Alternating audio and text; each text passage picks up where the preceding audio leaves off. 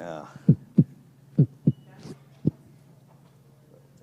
We're slight technical difficulties. Okay, excellent. So welcome back, everybody, to part 3 and the final part, the grand finale of the fabulous Michael and Kristine Butler's fabulous love story / testimony of how God brought them, miraculous way God brought them together and is keeping them together. And yeah, so I pray you'll be very blessed. And anybody who's not here, you can always watch it on the live stream. And then speaking of live streams, they're not going to really do a summary of parts 1 and 2. That's why they're on YouTube. So you guys can go back there and watch parts 1 and 2 and see the whole story. So with that being said, let's go ahead and I'll pray us in. Father in heaven, thank you so much for another installment of Love Awakens Love, the fabulous story of Michael and Kristine Butler and how you brought them together, Lord. And I pray that you send your Holy Spirit down to speak through them, and to teach us and lead us and guide us, show us what you want us to learn, not only about relationships, romantic relationships, but about love in general, relationships in general. And thank you for that you are love and that there's no love outside of you. And may we always remember that. In Jesus' name, amen. So all that being said, I turn it out over to Michael and Kristine Butler. Thank you, Andrew. Thank you.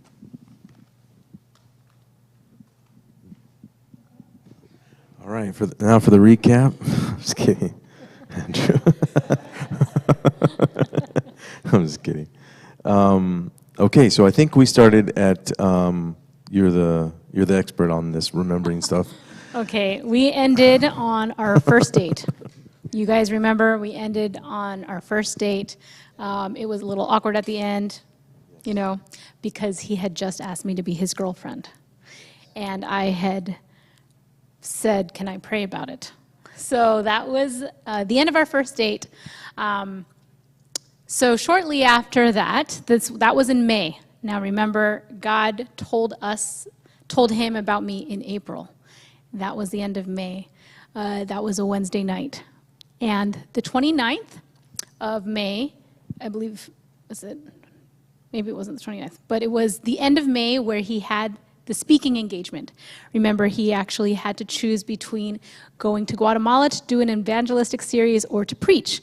Well, that Sabbath, after our first date, he preached at that small town church, and the title of his sermon was, If There's a Will, There's a Way. And he shared his findings on God's will, the importance of it.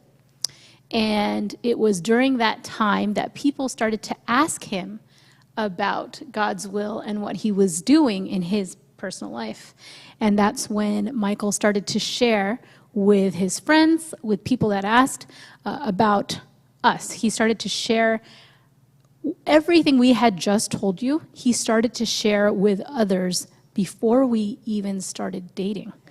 So he started to be very bold in claiming God's will, and it was actually interesting too because he would tell me, he'd text me, I love you, and I'm shouting it from the rooftops. And there was a time, and it was early June. God's like, Summertime, yeah. Yeah. I remember vividly when I got her response from that text. Go ahead. No, you go ahead.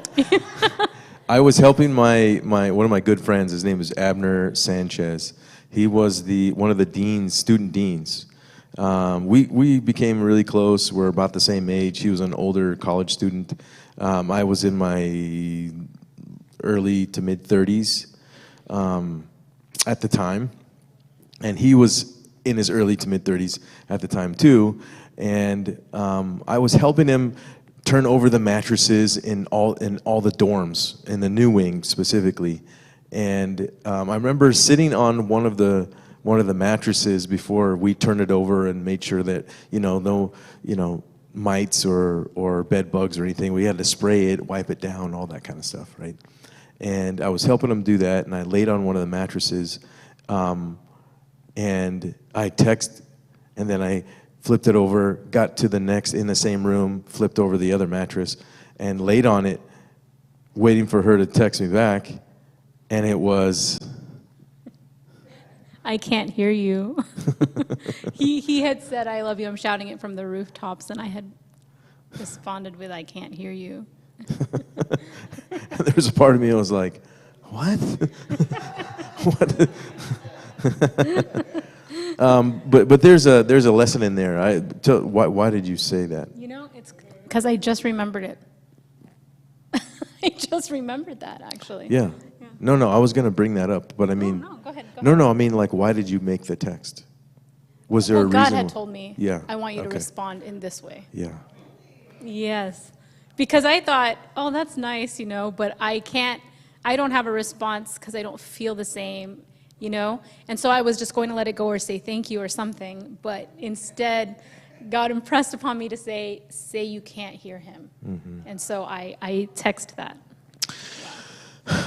At first, I didn't like it, I'll be honest with you.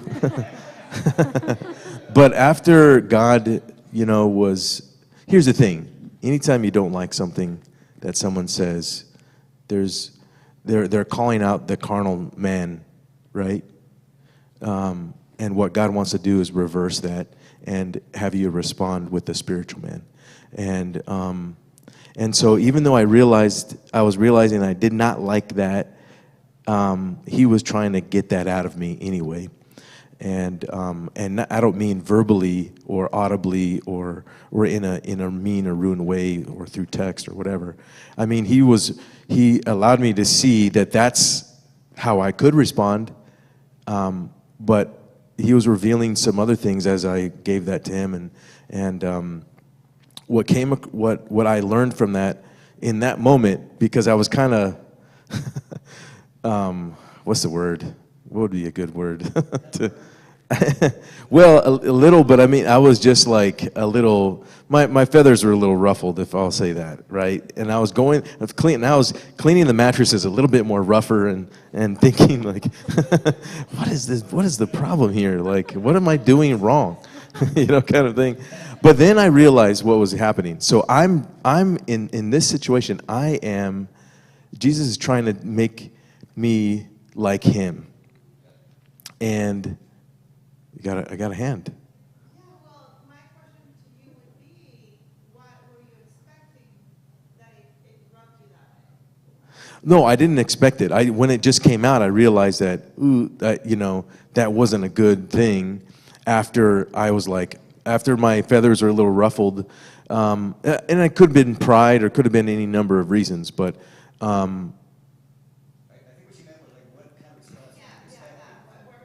I wasn't. I don't know what I was expecting. Not like, what are you saying?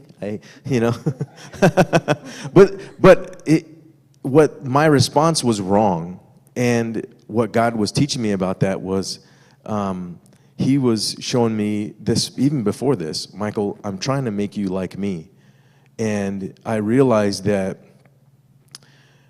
her response to the Father. Or me, someone who's like Christ, is how I'm supposed to respond to that. How is anybody supposed to respond to, or rather, how am I supposed to respond to when God says, "I can't hear you. You love me. I can't hear you." If I really love Jesus, if I really do, everyone around me in my vicinity is going to know that I love Jesus. My family, my friends, my coworkers, everybody's going to hear it. Your life Everybody's would speak. going to know that I love Jesus, right? And so what I was learning was that she wasn't speaking to me. She wasn't saying like, "Michael, you're not doing enough." Maybe that's why I've responded that way. And like in the moment, like it was about 5 minutes of me, my feathers are ruffled, and then 5-10 minutes later, God has helped me process what I'm really supposed to learn from this situation. And that is like, Michael, this is how I want you to respond. I want you to respond to her with more, really shout it from the rooftops. Like really make everybody know that you love her. But I'm supposed to do that for Jesus. He's saying, I want you to do this for me because you're my bride.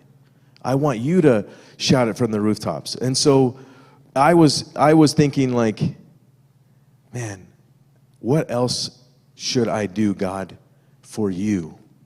Because the bottom line is, I think, yeah, God is trying to draw us together, Kristine and I, but this is supposed to be a reflection of the heavenly union, right? It's supposed to be the epitome of what relationship is supposed to be like, right? It's supposed to be the greatest example of love on earth is this relationship. It's the first one that he connected, Adam and Eve, right? Outside of his union with humanity, right? This union with the Trinity, right? With the Godhead. And so I realized that I needed to do more for him. And that was a lesson that didn't necessarily apply to what she was, it wasn't drawing us necessarily together directly, but because I cared he was drawing me closer to him this way, it was drawing us naturally this way, if that makes any sense. Thank you.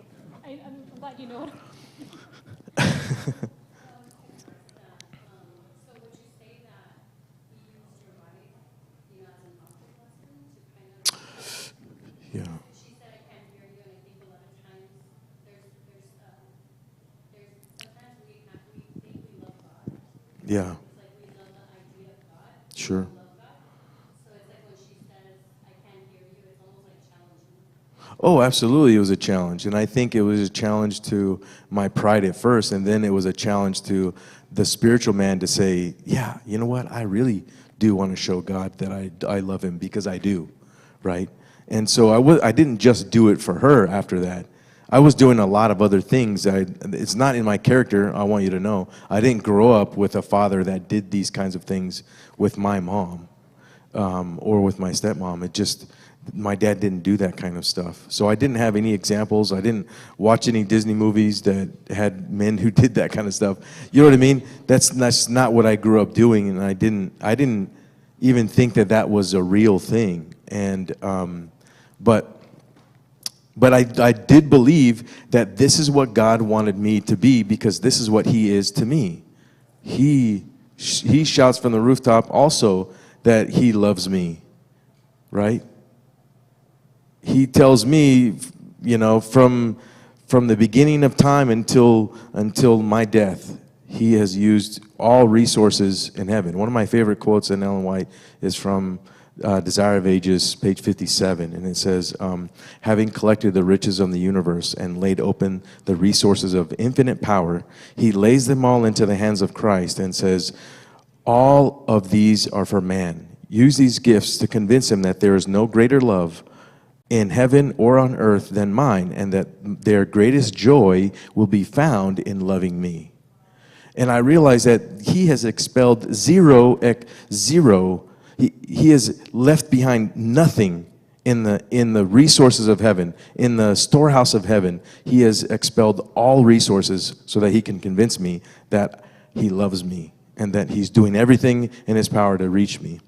And that's shouting from the rooftops, in my opinion. And so I was learning that as well. But yeah, it definitely was a challenge. And I do think God uses, if we're listening, he uses all kinds of things to challenge us to in a good way, right? He's not trying to,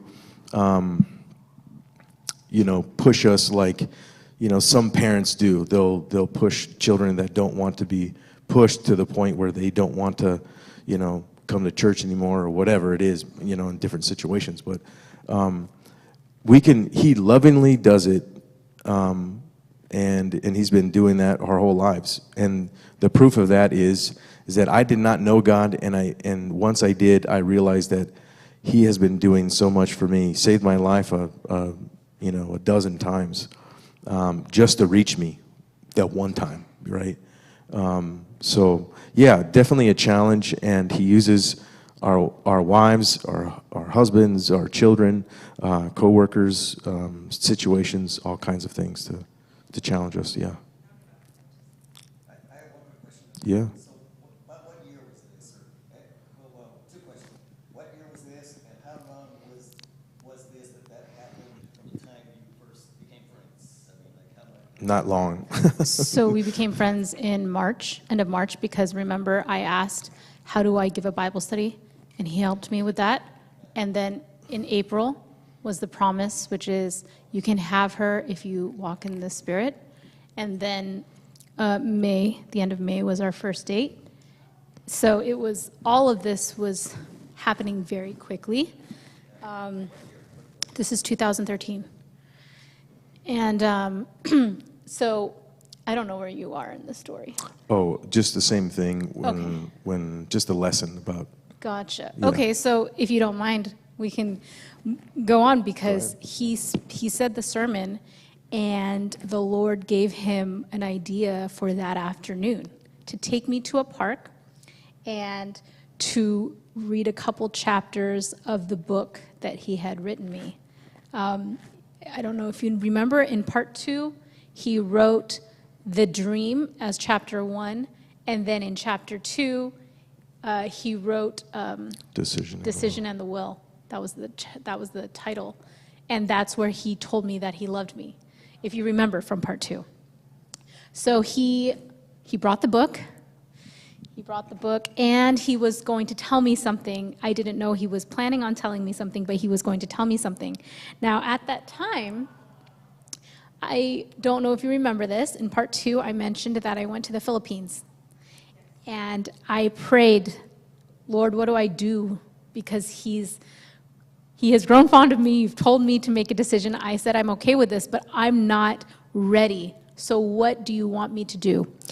And the Lord said, I want you to be honest with him. If he asks you anything, just be honest with him. And I told God on my way back from the Philippines, I prayed, okay, if he's the guy for me, which I already know he is, but I'm a little stubborn and I'm making it a little hard. So I said, if this guy is for me, then he has to tell me that he's the one. He has to tell me that he's the one for me. Yeah. Yeah. But That was a. well, yes, but that was my prayer in the Philippines. Yeah, And yeah. when I came back and he did that sermon and all of that, he brought me to the park, he brought the book, and he started reading. He started reading the chapters.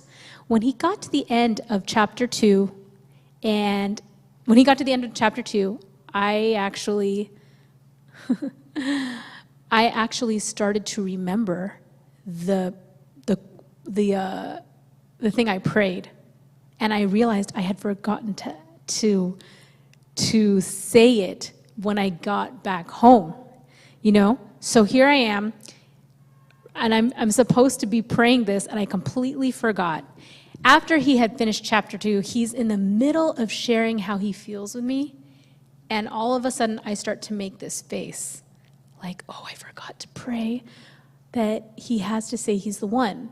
Okay, today, that's what I'm thinking. So while he's talking to me, and I should be paying attention to him 100%, but while he's talking to me, I'm thinking, and my face is making this, he's starting to read my face, but I'm praying this thing like, okay, he has to tell me that he's the one by midnight tonight. That's what I'll pray right now. That's what's happening. Go ahead. Some of your faces look just like hers. You're like, huh? What's happening?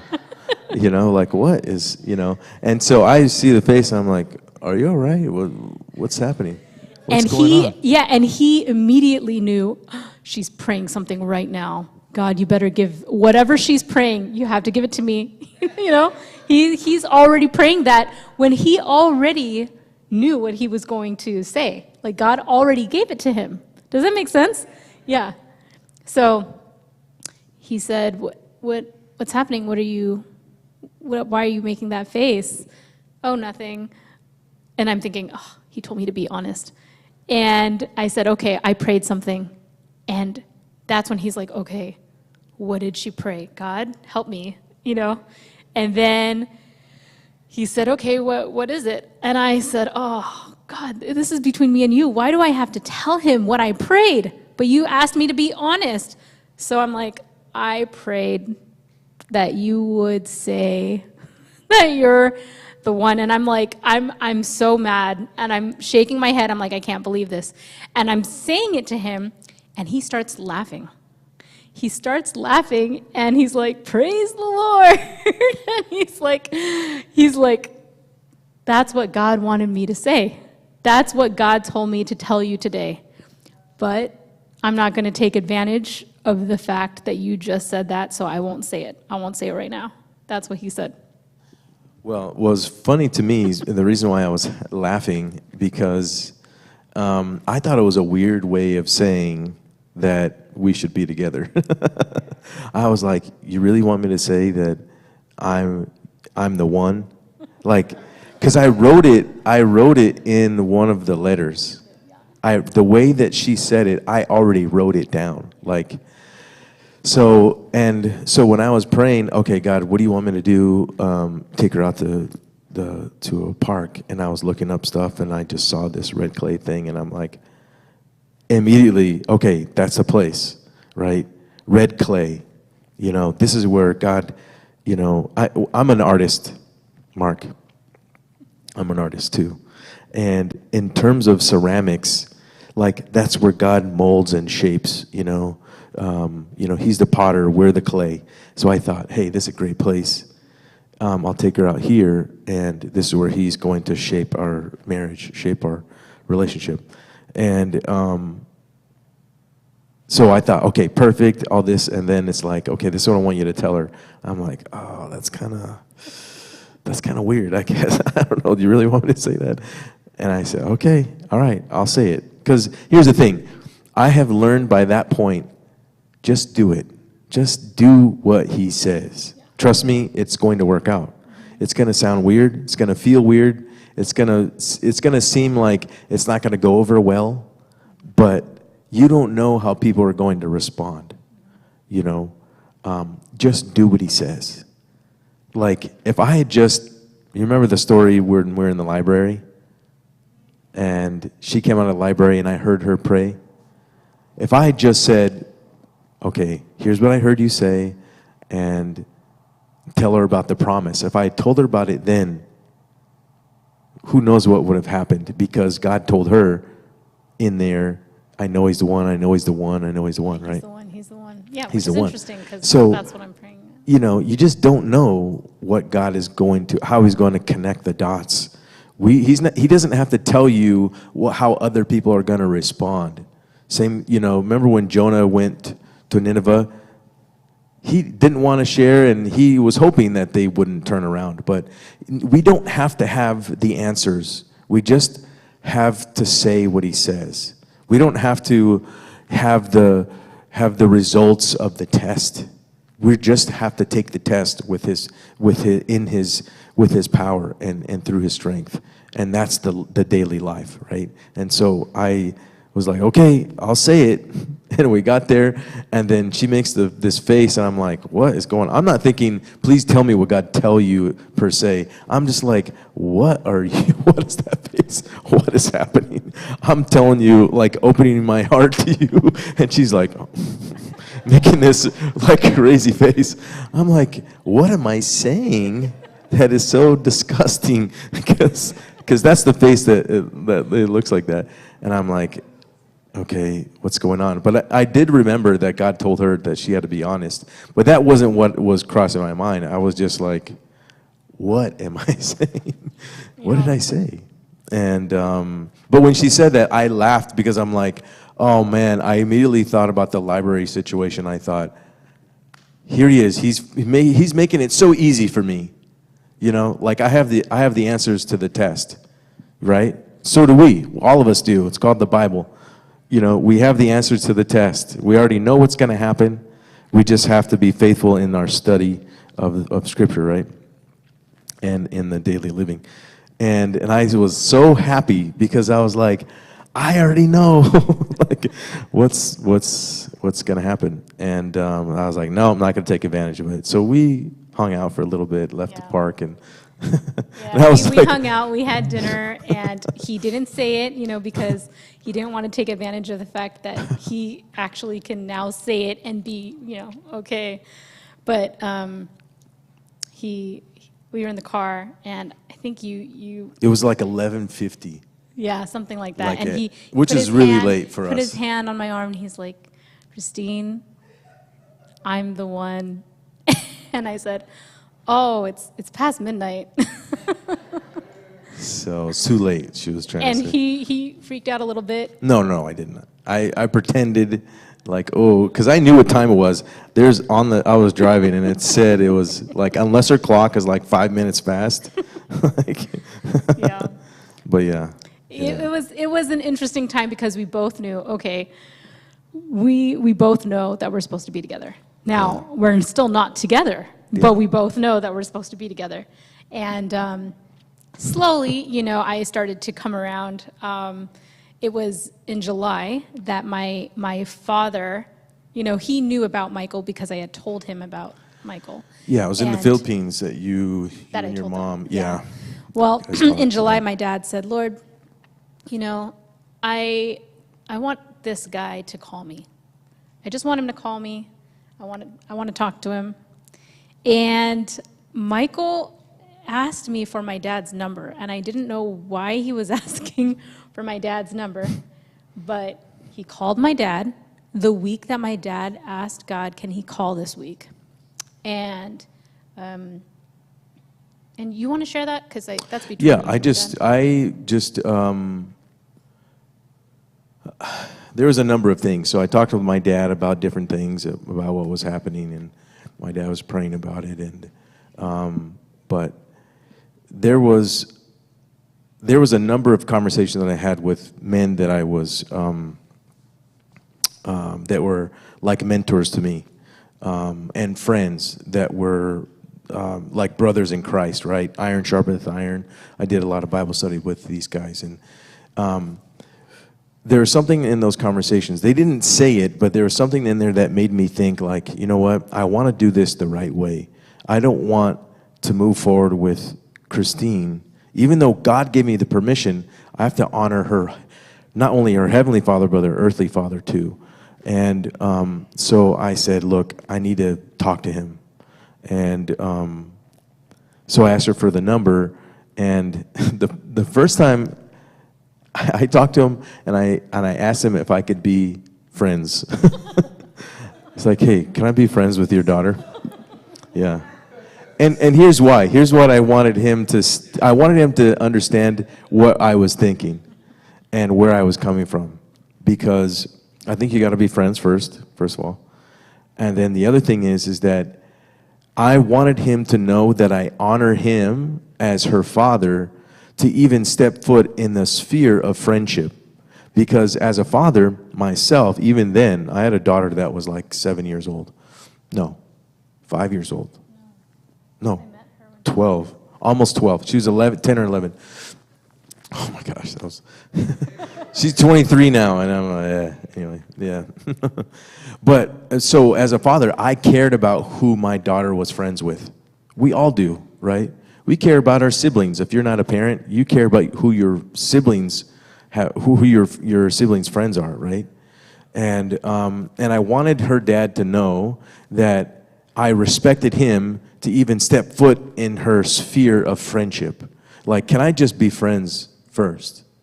And he thought it was kind of weird. He's like, yeah, okay, sure. But I mean, I think even if he didn't get it then, like, if you've never met her dad, like, he's a very loving, Christ-like individual. He's like a father to me. He's like a second father to me. I love him, and he's a guy that does not stop changing in the right ways. Like, you'll meet Christians that get stuck in a rut because they're I know the Bible, but they don't change certain things because they're not letting God change everything, right? They only let God in certain parts of their house. You know what I mean? Don't go in this closet. Don't go in this other area. I want to hold on to this, frustration or this anger or this relationship or whatever. And he's not that guy. I have seen him, like, as a pastor, say, hey, I had that wrong, and I'm going to change. Now that I know that there's a better way that God has shown me, he diverts. And so that, to me, was like, wow. To see a man of that kind of stature, that kind of, he has that kind of persuasion amongst his membership. And he said, he's humble enough to say, I don't have it right. I'm not perfect, but I'm going to change. And that really did a lot for me, just seeing somebody that I admire that much to do that outside of my own father. It was really awesome to see. But I forget why I said that. But anyway, yeah. Well, Something. so they talked that week, and my dad felt happy, you know, that he called because he prayed about it, and he told me about it. And, you know, over the summer, there were little outings, you know, like he took me on a hike or, you know, different things. That happened all summer. But at the end of the summer, it was the middle of August when my friend in Laos was getting married. Laos is near Cambodia, Thailand, and Vietnam. And she asked me to come to her wedding and be a bridesmaid. I went out there, and this was the beginning of the next school year for Michael. And this school year that he was going to start, he was going to be the assistant chaplain. So while I was out in Laos, Michael was in a retreat. Yeah. For campus ministries. And we didn't keep in touch because I didn't have a good internet, you know, over there, good connection. And he had written me letters for every single day that I was gone, and I was gone for like 2 weeks. So he wrote me letters for every day that I was gone. And, you know, as he's driving me to the airport, he had written on my driveway, like, messages as we're driving. So I could see on the driveway and on the street messages, you know, like, there were, like, these little things, which is really cool because today's sermon, you know, he's talking about the details, like, women like the details. And I really think that if there's anyone out there, you know, that is pursuing someone, you know, if you really, truly want to know how to, God is the person to ask. God's the one to ask. Because that's all he did. He just asked God, what do I do? And he would do all these things, and it spoke directly to me, you know? And when I came back from Laos, I was jet lagged, but I walk in to my room, and there are flowers everywhere. There are flowers everywhere and cards all over the walls, Bible verses or cards that say, I love you, or you are beautiful, and they're just everywhere in the room. And he had bought me gifts, and my friend that lived, that lived there, where I lived, we all lived in a house together, but my friend that lived there, I didn't live with him. My friend that lived there helped him and put his gifts on the bed, and put all the flowers together, everything. And she helped him hide, like, letters in my dresser, like in my drawers and things like that. So, like, throughout, I don't know, a month, I was finding things, you know, that were really sweet surprises. And when I went to sleep, I woke up to him surprising me with, like, home-baked cupcakes. And they were really good. And he said, look, I left the retreat, which was 2 hours away. I left the retreat to come and surprise you, but I have to go back. So I just wanted to say hi, you know, when you woke up and give you these cupcakes. And then he left. And as he was driving back to the retreat, this is really interesting because this was a Friday night, wasn't it? It was a Friday night, I think. Yeah, because it was a Wednesday that you... Okay, so during the retreat, they had this time alone with God. 1 hour the first day, 2 hours the second day, 3 hours the third day. The third day. So on Wednesday, he spent 3 hours in a spot, like, in with trees and a river. I don't know It where was they next were. to like I want to say a river, but it's not quite as powerful. It was maybe like 15 feet, 20 feet across, but not quite like a bubbling brook, if you know what I mean. It's like, it was pretty powerful. Okay. Matter of fact, there were bears that were stream. walking across. There was a bear that was really close to one of the girls. This is in Tennessee. I did not know that. I Yeah. thought it was in Georgia. Everybody was That's kind of like sitting along the creek or in the middle of it, because there was really big boulders like the size of the piano that were in the middle. So you could almost walk across on almost any part of this little mini river. And there was people that just sitting out there soaking in the sun, listening to the water, and just having their time with God. I happened to go further downstream and be on this little tiny island that was all by myself. It was probably, the size of like maybe 2 car lengths and about as wide as about 2 cars. And it was right in the middle. So you had to, I pushed down this log that was kind of already there. It looked like someone had already used it prior. And I pushed down this log, and it was about 20 feet across. And it landed right on the little island, and I walked on the log to get onto the island. And I was there every single time. Every single time that you had time alone with God? That I had time alone with God. Yeah, and on the 3rd day, during those 3 hours of prayer, God told him, I want you to go meet her family in California. And for him, he said, okay, I'm willing, but there's no holiday in August. She's not going back home anytime soon. She just arrived from Laos. So he's thinking these things. And I arrive on Friday. He surprises me with stuff on Friday. I wake up from my long jet-lagged nap, and my mom calls. And my mom says, hey, I want you to come out here for your dad's birthday in 2 weeks. And I said, okay, I'm fine with that. And she said, can you bring Michael? We'd like to meet him. And I thought, okay, we're not dating yet, but okay, you want to meet him? That's totally fine. I'll call him and I'll see. Now, Michael, again, he's on his way back from surprising me. He's on his way back to the retreat.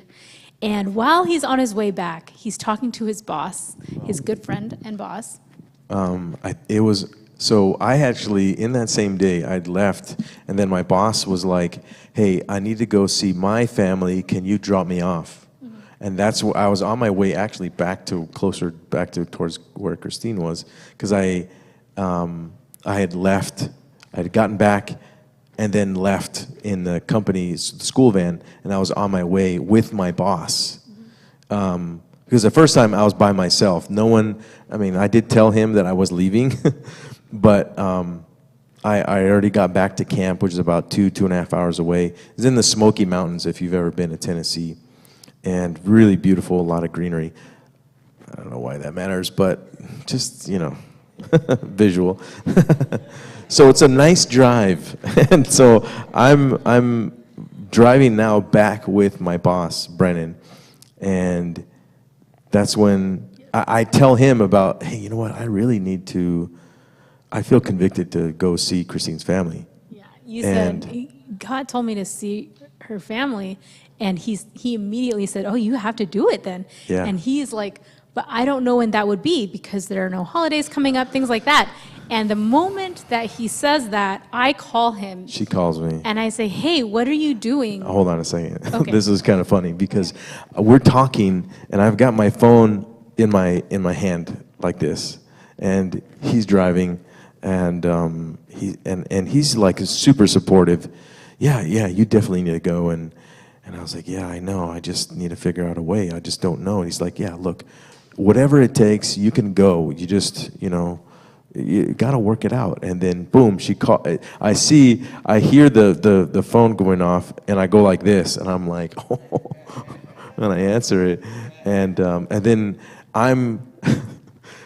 I answer the call, and she's like, so what are you doing the weekend or the week of September 7th? And I said, I'm like, I don't know. And I'm like, yeah, she's talking.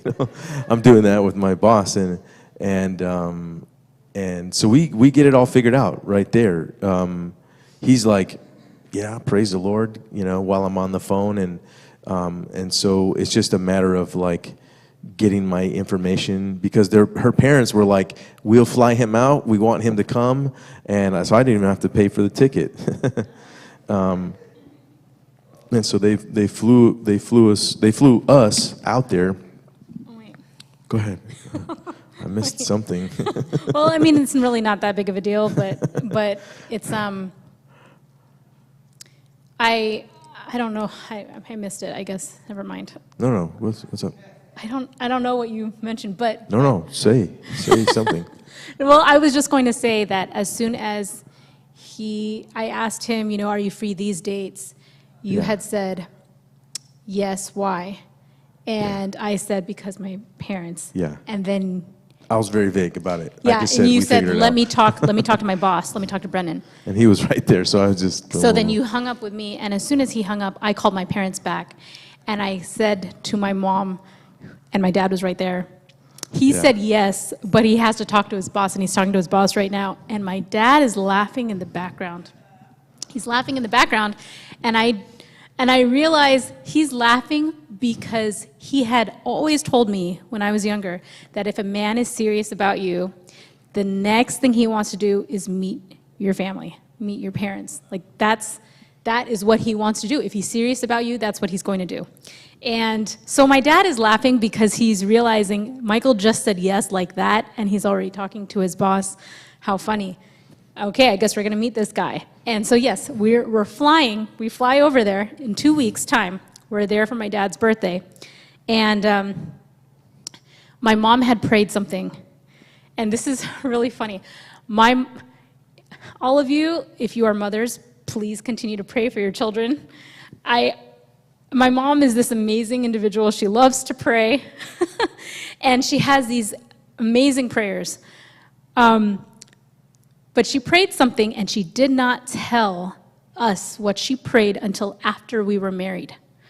She prayed, Lord, if this guy is the one for Kristine, he has to wear a blue shirt. Arriving. Like that when she sees him, he has to wear a blue shirt. And in the middle of her prayer, she's like, you know what, Lord? Guys wear a lot of blue. So, no, he has to wear a pink shirt. And right after that, she's like, you know what, Lord? No, pink is the trend these days. Guys are wearing a lot of pink these days. So, no, he can't wear pink. He has to wear a blue and pink checkered shirt.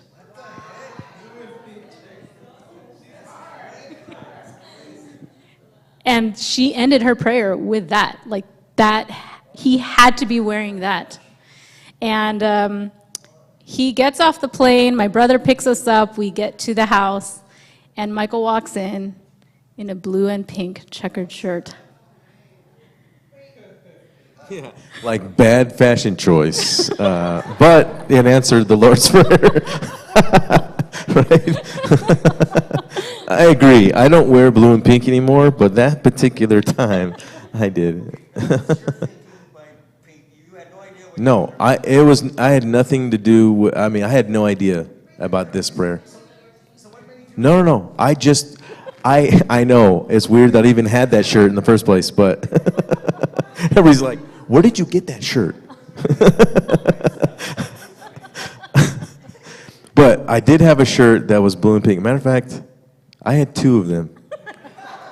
Okay? He had two of them, and then and one he of them had a little bit brought of green. both of them. Hey, in my defense, one was a Ralph Lauren shirt. Okay, it wasn't that bad. It wasn't like I just patched it up together. Like oh.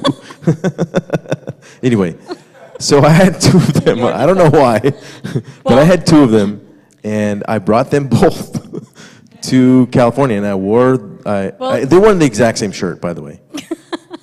No. Yeah, no, he came, wore the blue and pink. My mom saw it, and it answered her prayer. Got so many hands. But yeah, okay. I guess we can take a question. Yeah. Yeah. Yeah, Yeah. She prays a lot like Gideon. Yeah. And she wants it so clear. But the beautiful thing about my mother is that if she prays it and it happens or it doesn't happen, she follows through with whatever God has told her through praying that. She doesn't doubt it. She's not wavering. She actually is, okay, this is what God has said because this is what I prayed. And that's the relationship that she has had with him since she was a young girl. So she truly prayed that and believed it. If he didn't walk in with that kind of a shirt, she would have been like, no, this is not the guy.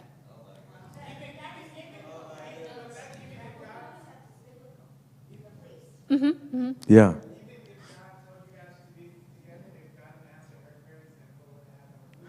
Well, here's the thing. Here's why I think what I think God does. I think God will help everyone that's important at least see it.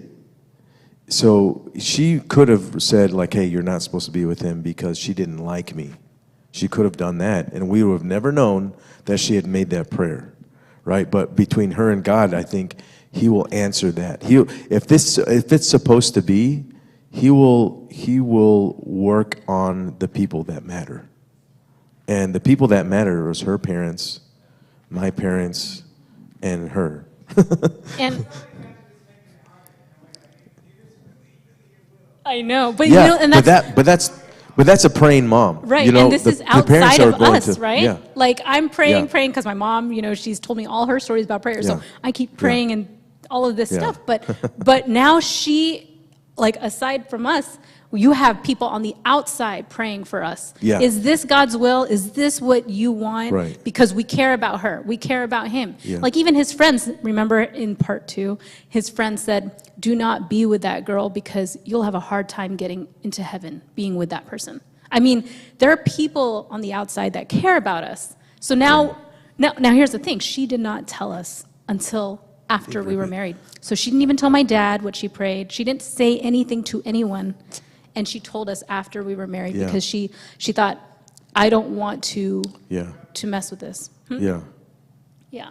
I thought I saw a hand over here somewhere. She's awesome. Yeah. Yeah, I was just going to say, you guys had a lot of confirmations from God. Oh, absolutely. Yeah. He made it like clear, not just because sometimes when he answers one prayer, you're like, God, I need to give me even more confirmation. Yeah. You just continue. Yeah. But my question to you is, Sure. that morning when you woke up, or when you met her parents, did you wake up that morning and like ask God, like, God, what should I wear? No. To this day, I've never done that. I ask him about a lot of things. And not because I don't trust his fashion sense or anything. I trust the Lord. But I just don't think about, like, okay, God, what do I wear? You know what? Actually, no, that's not true. One time I was in India, and I did make that prayer. But I don't remember why, but I did specifically ask that what I should wear that particular day. Thank you. Appreciate that. Somebody? Yeah. You don't recall when you were like, hey, let's see here in your closet, like, I know. Again, it's... why do I want to bring all my pink and blue shirts, okay? Right. Yeah, that's all I had, right? Ernest P. Worrell, and that... I don't know if you guys know who that is, but... Yeah. So he arrived in that. She saw him in that. After that, my parents said, we're going to dinner in the city. We're going to San Francisco. So we all dressed up. We went to the city, and we were celebrating not just my dad's birthday, but 2 of my aunts' birthdays as well. And we were all together at a restaurant. And so he got to meet my aunts, my uncles, like a third of my And family. a lot of cousins, And too. cousins. Yeah. So he got to meet all of them. Yeah, perfect environment for somebody who they're not dating. Yeah, and that came up. So after dinner, we all went to my uncle's house, and here's the thing, our family, we like to be in the same room, young and old. We don't like to split where the kids play video games and the adults go here, we all like to be in the same room. So we're all there in the same room, and we're sitting in a circle. Well, just before you get to that. Sure. There was dinner, and then everyone is okay. So they're all very musical. I don't know if you know that, but her brother is also talented as well.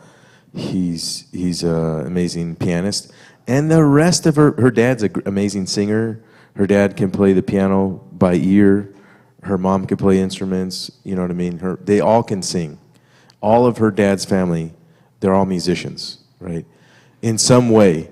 And so they're standing around the piano and they're like, like super talented, jazzy. It's just for I'm fun. not the kind We of just like person to play together. to be like, let me sing in front of everybody.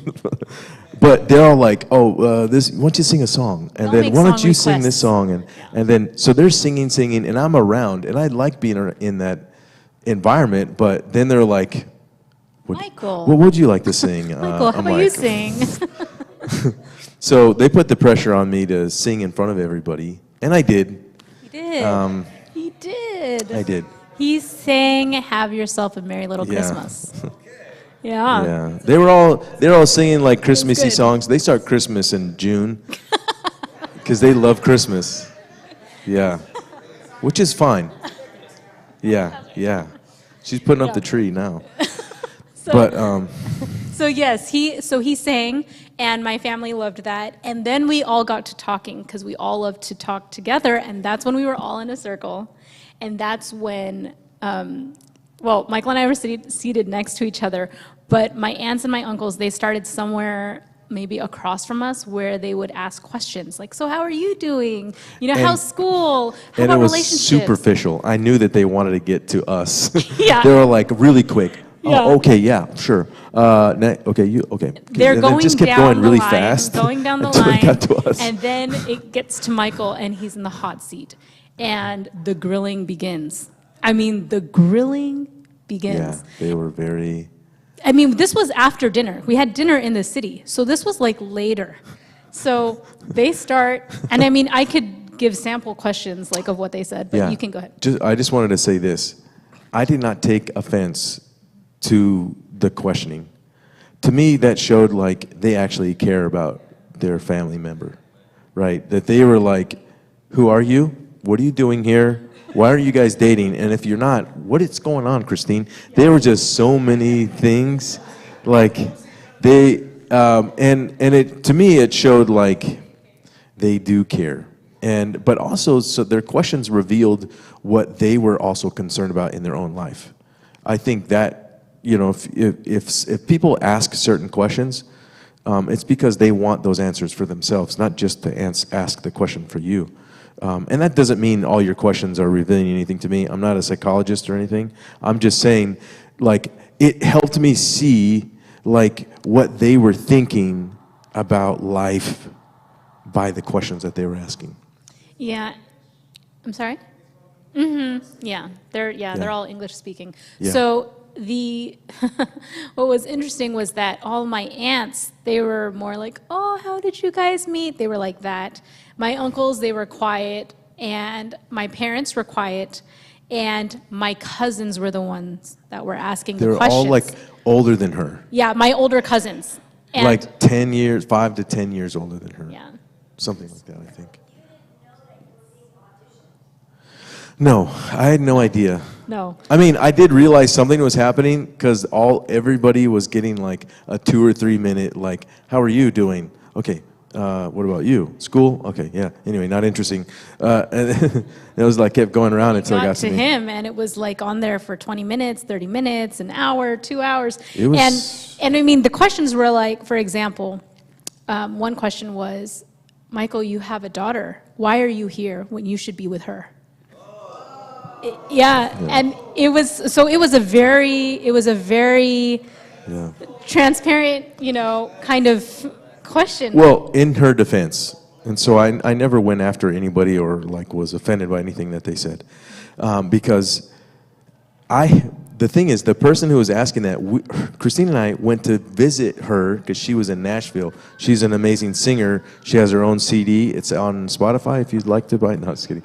No, but seriously, she's an amazing singer. And she was the one, that person that asked the question, was the one in the library that she said, I have a cousin that she tried to hook me up with. You guys remember that? That's the same person, right? She's like, she asked the question, since you have a daughter, why are you here, kind of thing. It's because of the kinds of situations that she told us that she was in, relationship-wise. She had been with guys that had children that did not care for their children. So she's concerned about her cousin, really. She's not trying to, say anything about me per se. She's like, hey, look, if you're here, where's your family? Do you care about your family? Because she had to deal with that. And that made me think, like, of course I love my daughter. She's with her mom right now. And I'm going to see her in a few weeks. Yeah. When it's my turn. It's true. Because shortly after that, there was another question that was like, Kristine, you guys aren't even together, and he's here meeting us. Like, why is he here? Like, Kristine, how do you feel? Like, why did you bring him here? How do you feel? And my mom, she stood up in front of the group and she said, don't ask her that. She hasn't said how she feels. She hasn't told him anything about how she feels. So please don't ask, because my mom doesn't want me to just say, oh, I like you back. She's just telling everyone, don't ask that, because it's not the time. That's not the time. She was protecting her own daughter from having to, but anytime that they asked her anything, I always answered anyway. Yes, and that's another thing. As soon as they would ask me something or start to grill me, he would step in and start answering the question. And he would say, look, it doesn't matter how she feels. It matters, but it doesn't matter how she responds. It matters that I'm doing what God has asked me to do, which is to be here, meet all of you, pursue her, things like that. So he answered a ton of questions. It was about 3 in the morning, 3:30. Yeah, it was a lot. And when it died down as far as questioning, my dad stepped in and said, okay, that's enough. and the questioning ended around 3:30. We left my uncle's house and we had an 1.5-hour drive back to my parents' house. Like 3:30 p.m. or a.m. Because this was after dinner. This was after dinner. This was after dinner that we went to that.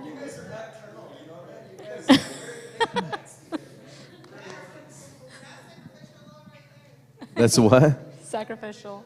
Yeah. Yeah. So one thing that happened that I saw, her parents were protecting Kristine. They weren't, and they were also protecting me. They weren't defending her or trying to make me look bad in any way. They were just seeing how I responded because they wanted to know what I thought or how I responded to these very tough questions. And as much as there was a part of me, like, I think there's a part of me that was like, this is a lot, right? But I was so prayerful in leading up to the situation, and when they started asking the questions, I knew that I could not answer any of these questions and say the things that I wanted to say that God was teaching me without His help. So I was praying as they were asking me the questions.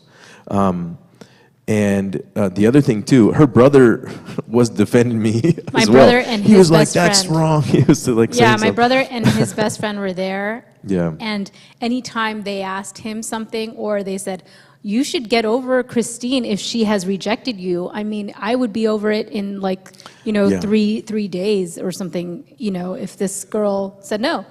But my Yeah. brother and his best friend just continued to defend Michael and his way of thinking because I think Yeah. it was refreshing and different to hear unconditional love. That doesn't make any sense to me. Yeah, because a lot of the comments from the younger family members that were guys especially, it was about like, well, if it's not reciprocal, then I don't want it, right? But that's exactly what it is with us and God. If God treated us the way that we treat Him, He wouldn't allow us to be in His presence, right? But He's wooing us, He's drawing us, He's doing everything in His power to get us back into a union relationship with Him, and I just didn't see that regular relationships, something that that was a manifestation of God's leading, that it would be something that was like, well, if you're not treating me right, then I'm not going to treat you right. That doesn't make any sense to me. I do what I'm supposed to do. I'm supposed to be a man's man, right? I'm supposed to do the right thing, regardless of how my wife treats me. It's still my responsibility. God has given me that. She didn't give me that. She didn't tell me, treat me like this. God in Scripture says, husbands, love your wives, right? Like Christ loves the church. That's my job. That's my responsibility. It's not a call from her. And she may say, hey, you're not doing this or whatever, but it still doesn't matter where it comes from, because ultimately it comes from God. So that's where I get my call from. And so I realized that what they were doing was this was a carnal way of thinking about relationships. I'm only going to love this person if they love me back. First of all, don't even get into relationships with people. Let God lead you to them, and then you won't have that problem. So I have a quick question, and perfect segue to what you just said. In fairness, that made it easier because you received visions, you received dreams about her, impressions, she received impressions. So even though she wasn't reciprocating right away, it's like you knew, but ultimately she will later on down the road, right? Well, And you wouldn't have Sorry. kept on persevering had you not seen those signs of life, right? Had not God revealed to you and not God revealed to her too. We're supposed to be together. It may not have happened now, but it will. Right. Down the road, right? That made it easier, right? Well, I think it did ultimately make it easier, but here's what I would say. The strongest conviction that I had about our relationship was not the vision. It wasn't the crazy things that happened.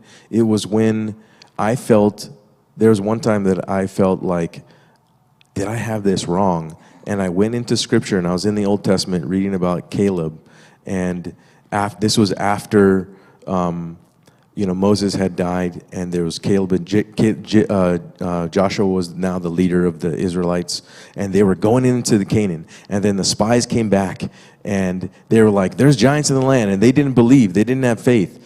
And after I read that story, like God said, look, even though it looks grim, even though you feel like things aren't going the way that you think that they should go, just have faith that I'm working this situation out.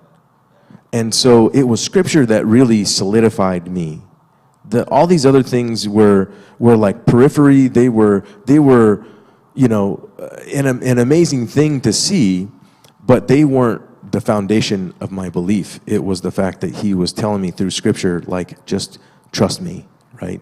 And the bedrock of my belief is Scripture anyway. So that's what really held me to the convictions. It wasn't all I think if some of this stuff was not there at all, like the vision, the audible, hearing her voice and stuff like that. First of all, I didn't even know that was, her voice in her head anyway. I didn't even know that had happened until afterward. But I believed that when he told me something, that I should do that. Right, but I didn't know that's right. I didn't know that. It wasn't until after the fact. But so, in other words, I was still moving forward even without that knowledge, right? But I do think it definitely helped, but I think for everybody, the bedrock of all of our choices should be Scripture anyway, right? Yeah. Yeah, it was like he was reminded of the promise, because in the Scripture it talks about it being, every step Given, is already yeah. yours, Yeah. So just take this land. Yeah. I'll say this, we left, and it was 4 something when we left, and he was 3:34, yeah. Yeah, and he was crying. We were sitting next to each other in the back seat, and my dad was in the front, and he said, I really appreciated you, Michael. You didn't sigh once. You didn't look irritated once. Like the entire time, and those were a lot of questions, he did not look like he was tired of asking questions or that he was frustrated with anyone. He didn't sigh at anything. And and he teared up a bit. And the next day, we're going to hang out as a family. And he chose to wear his next pink and blue checkered shirt. and when he came down, Hopefully and here's it's a the thing, different color combination. it was blue and pink with a little bit of green, Yeah. little bit of green. It was nicer. Okay. It was nicer. Different look. And he was coming down the stairs, and my mom looked, and when she saw him in this shirt again, she's like, "Okay, God, I get it. This is the guy. I get it." Yeah. yeah. You had a question? I don't know. Yeah. No, it wasn't planned. No, I'll say this, though, that they do that, their family, this is not to out her family in any way, but they do that with anybody that's seen any of the girls. So, like, there's men in their family that was like, oh yeah, that's what happened to me. I got grilled. Or this other guy that's not a part of that married into the family, they got grilled. And so it's kind of like a rite of passage, I think. Except A hazing, maybe. I don't know. I was kidding. No, I enjoyed it. I will say, I think that it hasn't happened since, even though there have been men that have come into the family, Yeah. they've not questioned how they've questioned Michael, which is really interesting. And I think that when God said, "Hey, I want you to meet her family," I think he was just thinking about my parents and my brother, but I think that this was a really good way for him to introduce Jesus, in this way. Like, how is it that you are still pursuing her, and things like that. So it might have been for them, maybe not just my parents, maybe also for everyone that was there. They are, but when everyone's walking their own walk, and I think that to experience Christ this way, it's not. I don't know if it's been experienced in this way with them, Yeah. But they are. I think most people have experienced love the way you guys have. It's like your experience is very unique, mind-blowing. Well, I am stubborn, so that's probably why God continues to be merciful and keeps helping him. So after that, we're just going to fast forward. So we'll fast forward to. Well, what time is it right now? It's 4. Yeah, so this is good. We're going to Yeah, we're almost share, finished. and then we'll have questions. So in November, he asked me on a second date. Yeah.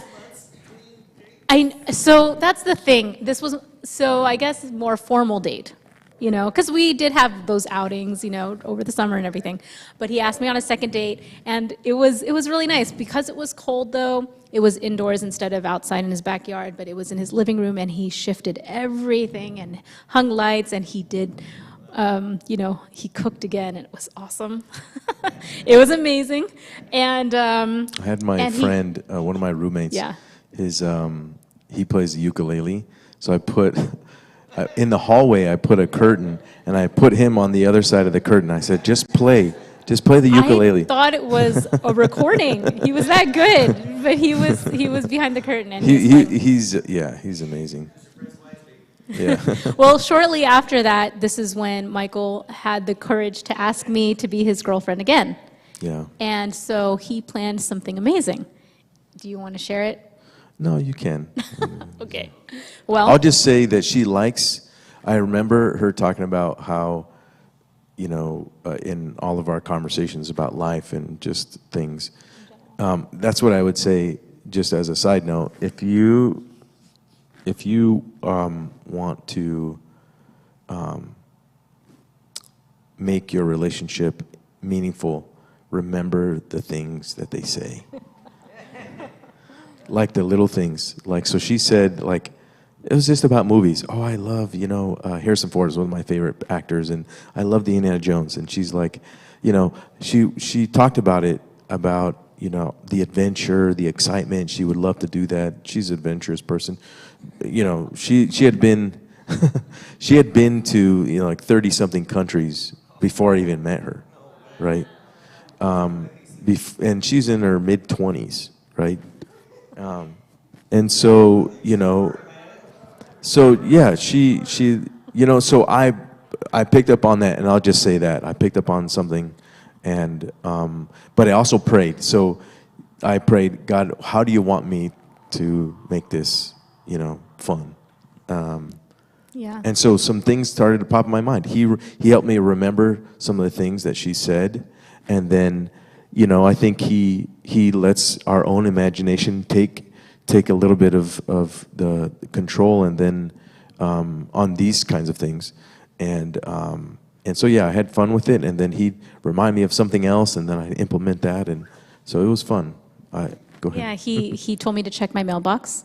I went to check the mailbox, and in there was this little treasure map, and so he actually made the cover, and he put together this little booklet of a treasure chest, and then inside were clues, kind of like, Indiana Jones. So he actually wrote out all these clues, and I had to go to different places of where, well, I'll say this. The first place was Red Clay, was that park that he read the chapters.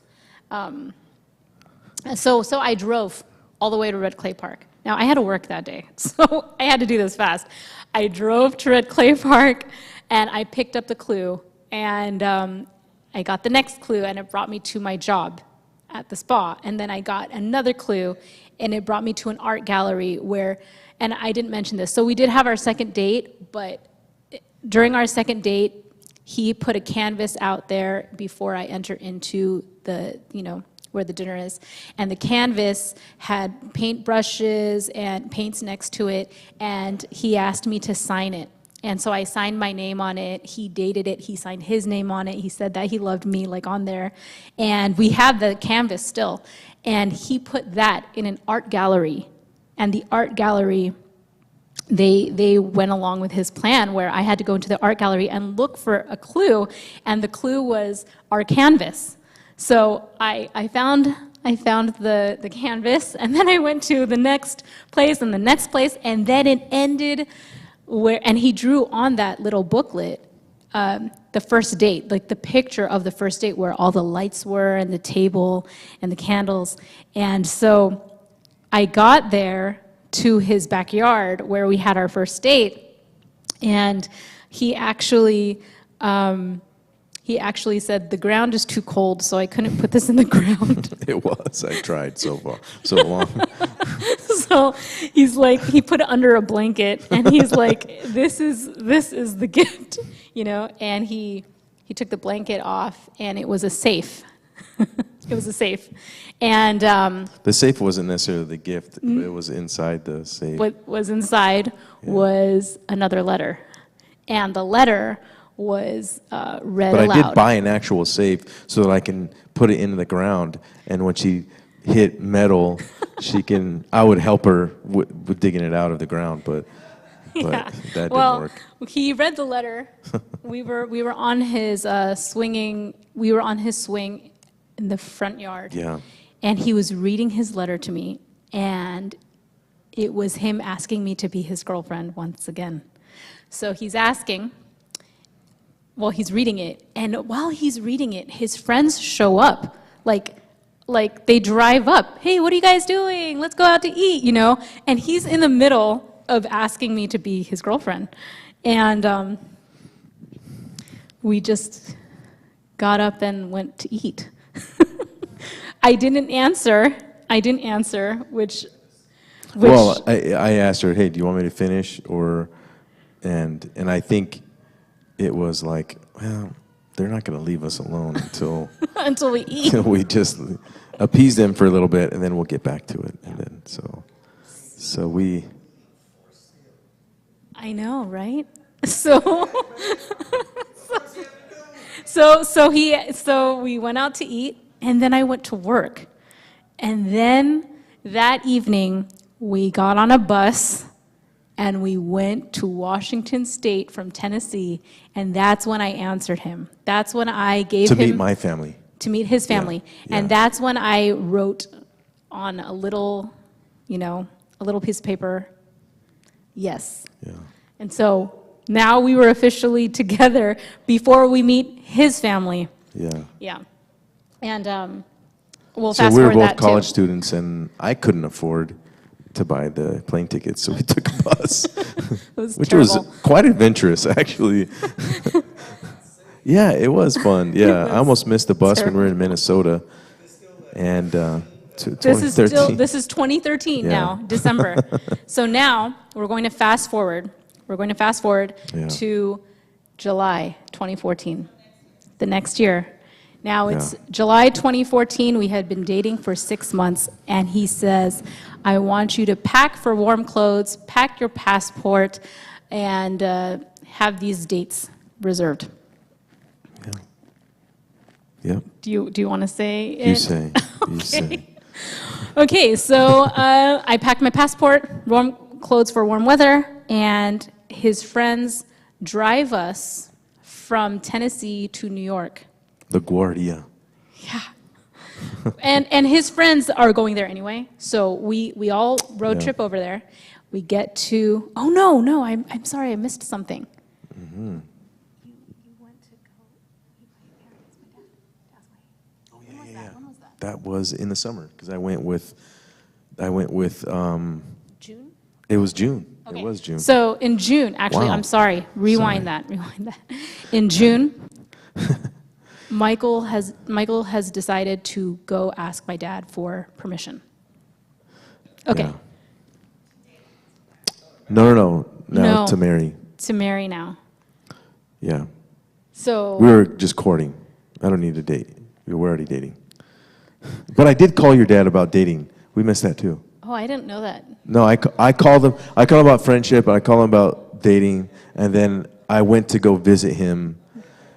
This was in June. A bunch of my friends were going to San Jose, and I'm like, hey, this is perfect. I'm going to go with them on this road trip. And so we stopped at Monument Valley, Moab. We stopped at all these places on the way over there. It was really fun. And he had just graduated. So he graduated, and then he went.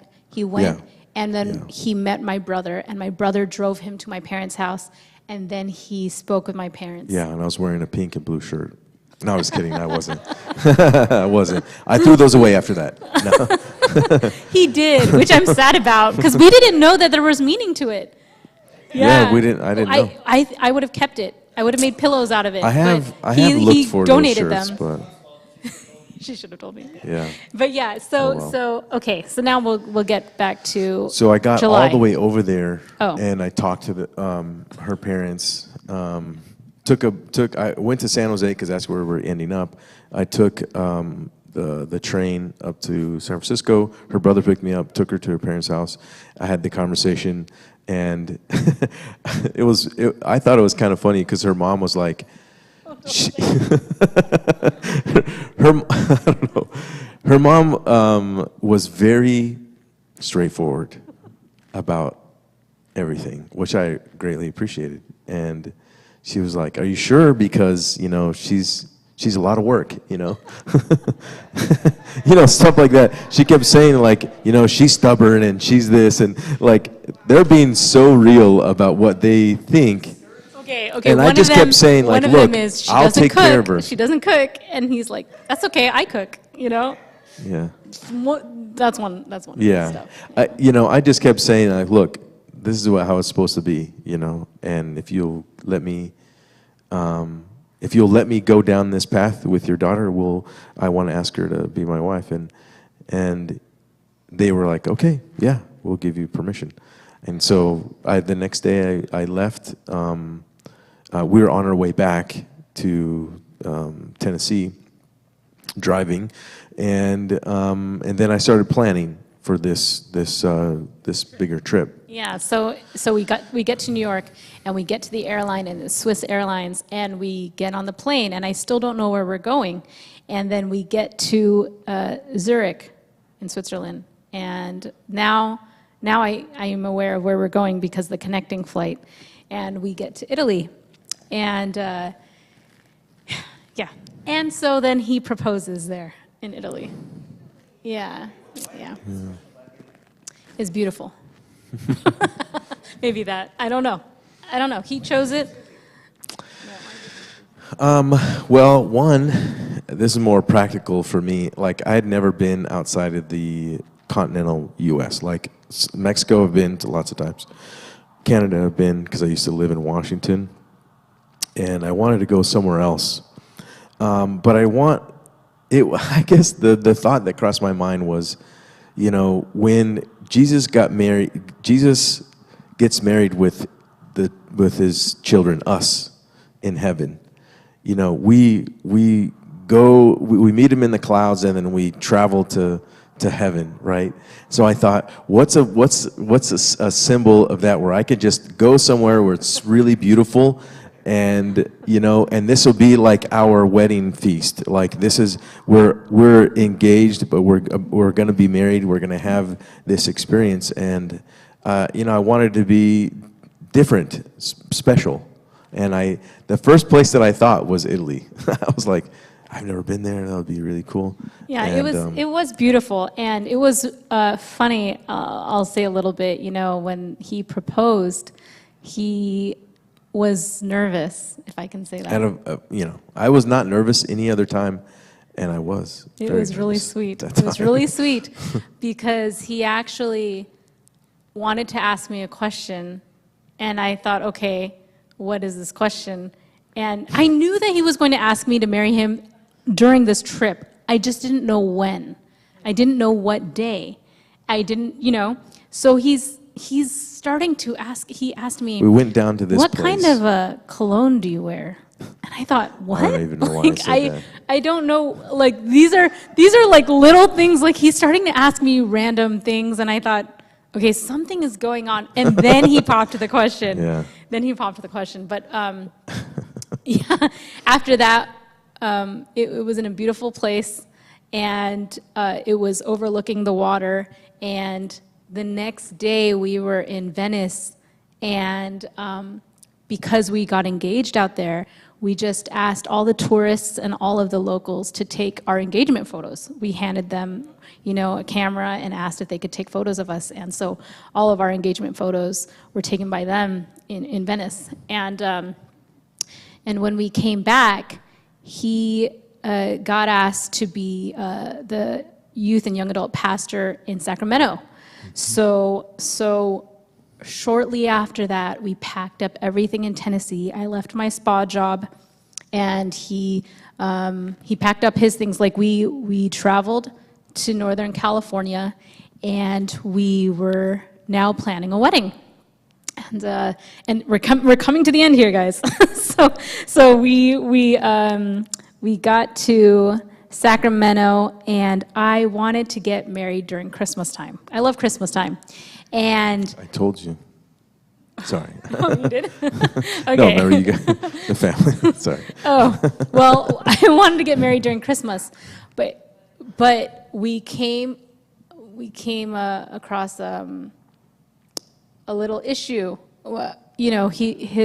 His. Well, okay, so Yeah, you say my ex-wife, my daughter's mom, was making it difficult for me to have my daughter at the wedding. And she has her reasons. I'm not saying anything, so if she ever sees this, that's not a big deal because it's a long time ago. But there were some issues in terms of planning, and so it kept getting pushed back, and different reasons for her not being present, not able to be present. So she kind of gave us, yeah. When is this? End of 2014 or Yes. December? End of 2014. Yeah. Well, we we were asking, as soon as we got engaged, we wanted to get married in December. We didn't want to take too long, so. We got engaged July. We started asking in August, and she was not cooperative too much. I mean, they talked, I didn't, so I think it was August and September, and then by October, she said that we cannot get married in December. It would have to be January, this specific weekend, is what she gave to Michael. It was like a very, minor amount, or she said it has to be this small weekend. amount of time. And frame. as soon as Michael told me that, hey, she said it has to be this weekend, and I'm going to tell her, no, it has to be December, I said, no, let's just take that weekend, because I don't want it to keep going. Like, let's just stick to it. Like, thank her and say, hey, like, we'll take it, And so it was January 19th, 2015. Yes. And which was Martin Luther King Day, and which was interesting because her dad actually found this beautiful place called Grand Island Mansion in Walnut Grove, California, just south of Sacramento, north of Stockton. Beautiful place. It was like we were in Italy. It was that nice. It was like this mansion from this old winery, like this guy that owned a winery or whatever, and we went out there to see it, and I was like, wow, it's so beautiful. And sorry, she wants to say something. Go ahead. No, go ahead. Go ahead. I'll wait. Okay. So it was, because it was the 19th, and it was a holiday, they gave us a discount. And by the way, we had a very small budget, right? Very, very small budget. And so we saw this place and we saw the ticket for it, and we're like, oh man, that's kind of a lot. But because of the date, it was like... Because it was in January, it was half off. And then because it was on a holiday... On a Monday. And it was on a Monday, and... Even more of a cut. So we got, so it was even more of a discount. Yeah, it was... And they gave us the cake for free and waiting staff for free. Yeah. And it was like really, really like... And here's the thing, we wanted, and I know we're going to go into details here, but we wanted like an Italian vintage theme, and we wanted that kind of feel.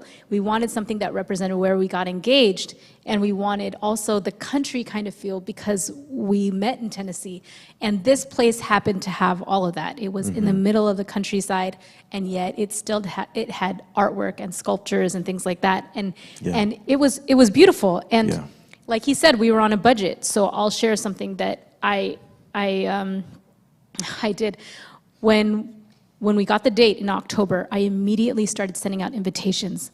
But because Michael had written me so many letters, like in all of that time, I thought, I want to be the one now to write all the invitations out. So all of them are handwritten. All the invitations were handwritten and sent to everyone. And, kind of like how he said that the Bible is God's love letter to us. And so then he wrote letters to me. And I thought, well, then I want to do that to all of the guests, all of the wedding guests. So I wrote all of the invitations out. And when we got all of those out and we got, all of the RSVPs, I told my friend who was dress shopping with me, here is my budget. I have $200 and that's it. And she's like, $200, what exactly are you looking for? And I said, I want a I want a ball gown with lace and beading, and because I'm going to be a winter bride, I want sleeves. So I told her everything, and she's like, you're not going to find that with $200. And then she said, that's not even in style. Now, this was before sleeves became in style. So she's like, that's not even in style. Every time we entered into a boutique or a wedding gown, shop, they were all sleeveless. It was all, tube top or spaghetti strap. Yeah. And I said, I prayed about it. Now here's the thing. My friend, she's not religious. She's not a Christian, but she knows that I pray. And so when I told her, this is what I've been wanting, this is what I want, and I prayed about it, and here's my budget, $200. And we went to 3 different towns and looked in all of the places, and she's like, you're not going to find it. We get to the last boutique, and the owner comes up, I'm not even looking at dresses anymore. She comes up and she says, can I help you with something? And I said, this is what I'm looking for. Ball gown, beaded, lace, sleeves, like that's what I want. And she's like, I think we might have your dress. It's in the basement. That's what she said. And I'm like, okay. She goes down to the basement. She comes upstairs and she shows me this dress. And I'm like, yes, this is what I'm looking for. And I try it on. And as soon as I try it on, I'm like, okay, this is definitely what I'm looking for. I asked her, how much is it? And she said, it's $200. And she's like, because it's not in style, it's a $1,200, $1,300 dress that no one wanted. And so it's been down there. Like, and she's like, so the fact that you like this, I mean, because everyone's wearing sleeveless, at least at that time in 2015, everyone's wearing just sleeveless. So I do, actually, I'll show you later. So she said, the dress is yours then, the dress is yours. And my friend couldn't believe it. I mean, now when she loses things, she asks me to pray, like all kinds of things, But she witnessed that, and she couldn't believe it. And so I got the dress that I wanted, and what was beautiful was that there's so many cool things about the wedding. I wanted an orchestra. So I asked my brother to arrange all the music that I like. I told him, these are the scores that I like. Can you put them together? How many instruments do you need? And he said, I need 29 instruments. I need this many violinists. I need timpanis. I need this. If this is what you want, if this is the sound that you want, this is what I need. So then I called my cousin, who was a principal violinist at PUC and at UOP. Yeah. Mm-hmm. And she sent a mass message to everyone and said, are you willing to play for this wedding? And there's no rehearsal. You would just have to come early, and we rehearsed that day. And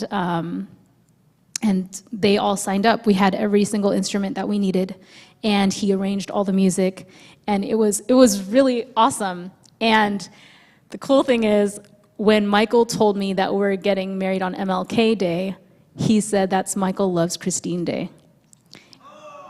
Yeah. And for me, I was like, oh, I love that. I love that. In fact, like, I'm so glad that she chose that weekend. And that's what's cool. Like, even though it wasn't our first choice, God made it so beautiful that we got everything on time. We got everything at a discounted price. And we got to, be married on MLK, Michael Loves Kristine Day. And so we like... Not to diminish the actual meaning of that particular day. Yeah. But it's no longer on Martin Luther King Day, because it happens every 11 years or something. It's still on the 19th. We celebrate every MLK and every 19th. And sometimes it's just a week-long celebration, So it was day really... off. We get a day off, too. Yeah. And it was really sweet, too. Like, our favors, were simple bags of chocolate, but... I wasn't expecting that he would make me my own favor, and he made me a jar of chocolate and put, B for Butler, like he wrote it out, and it was really sweet. Like, he thought of me as a wedding guest and put, my own wedding favor on there, so on the table. Yeah, it was really cool. It was through the whole thing, especially like the planning of the wedding, and like God was answering all the little details because of our budget. Like, she's like, oh, I want an orchestra. And I'm like, how are we going to pay for that? So we prayed. It comes about, right? That's a lot of money to have. Like, our first 3 or 4 rows on both sides of the aisle were all instruments. Yeah. And, and she has a lot of family. I have a lot of family too. But she has a lot of family. Like, we were working on the guest list, and we only the place that we ended up at is the Grand Island Mansion. they could have upwards of 150, I think, total. Is 120 total, but only 75 in one room and the remaining in another room. Yeah, that's which right. everyone would be so upset if they were in another room. But just But I her just family wanted was like 75. 400, and then my family, so everything kind of worked out. A lot of people just couldn't make it. There was, the way that we planned it, and the day that it was on, everything kind of worked out. I don't know how much, if you want to say how much it was, because it was so discounted. I'm so proud of this because I'm like, this was perfect, And like, it was gorgeous. it was I mean, so I don't- beautiful. I don't know exactly how much it was. I know it was below 10K. No, it was way below because I remember we had paid a total. Well, I don't know here's if the you want thing. me to say, 'cause Weddings these days are 30, 40, something like that. Yeah. we paid. Oh man, I don't It's mind okay. saying. You shouldn't want me to. Too much weight to feelings, right? Because it's God's word that matters the most. But Kristine, was there a point where you were like, yes, I'm doing this. This is what I want. I'm happy. Because at the beginning, you weren't. Yeah. Yeah. Is there a point? That's a great question.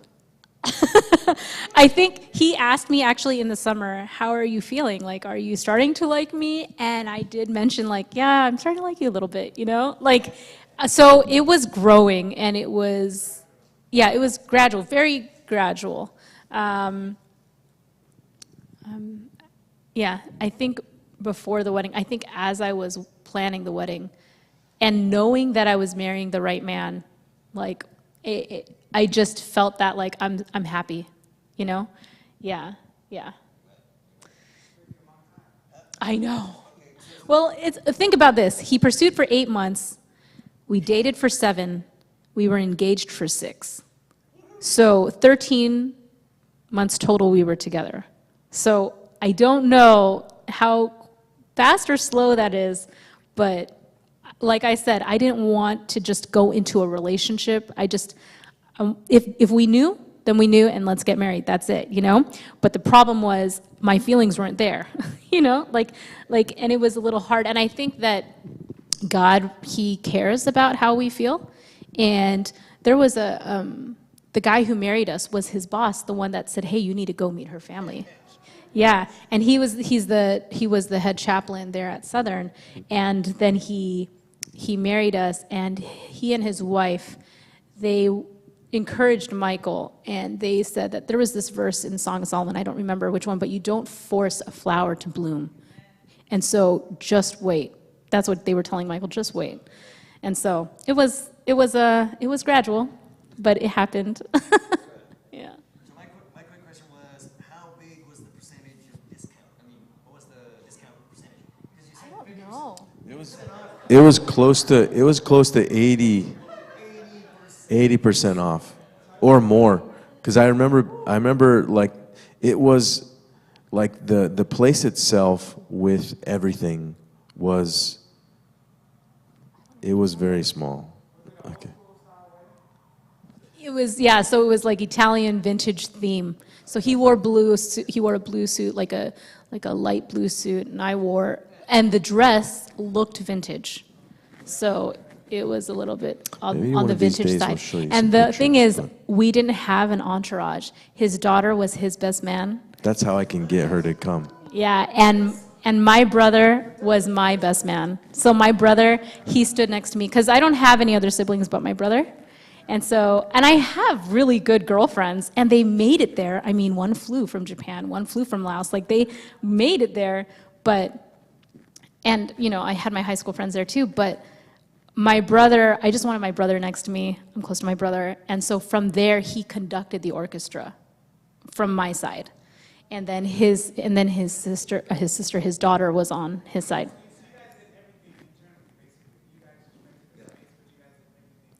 Yeah, a lot of the You mean- design of the decorations. You talking about decor? Her aunt did some of that too. Well, Saved a little bit of money. actually, that was an amazing thing too. I booked someone who was really good, like last minute, and she was able to make it look amazing. Yeah, Yeah. we had to rent her stuff, and then flowers. I think she took care of flowers. Yeah, just too. like a regular Yeah. decorator, they have their own stuff.